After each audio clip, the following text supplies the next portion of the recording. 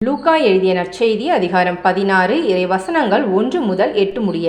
இயேசு தம் சீடருக்கு கூறியது: செல்வர் ஒருவருக்கு வீட்டு பொறுப்பாளர் ஒருவர் இருந்தார். அவர் தம் தலைவரின் உடைமைகளை பாழாக்கியதாக அவர் மீது பழி சுமத்தப்பட்டது. தலைவர் அவரை கூப்பிட்டு, உம்மை பற்றி நான் கேள்விப்படுவது என்ன? உம் பொறுப்பில் உள்ள கணக்கை ஒப்படையும். நீர் இனி வீட்டு பொறுப்பாளராய் இருக்க முடியாது என்று அவரிடம் கூறினார்.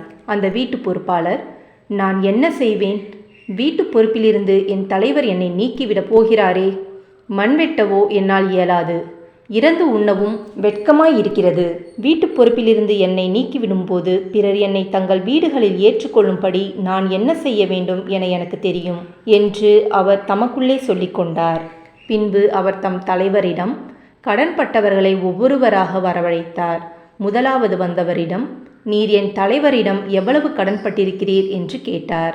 அதற்கு அவர், 100 குடம் எண்ணெய் என்றார். வீட்டு பொறுப்பாளர் அவரிடம், இதோ உம் கடன் சீட்டு, உட்கார்ந்து 50 என்று உடனே எழுதும் என்றார். பின்பு அடுத்தவரிடம், நீர் எவ்வளவு கடன்பட்டிருக்கிறீர் என்று கேட்டார். அதற்கு அவர், 100 மூட்டை கோதுமை என்றார். அவர், இதோ உம் கடன் சீட்டு, 80 என்று எழுதும் என்றார்.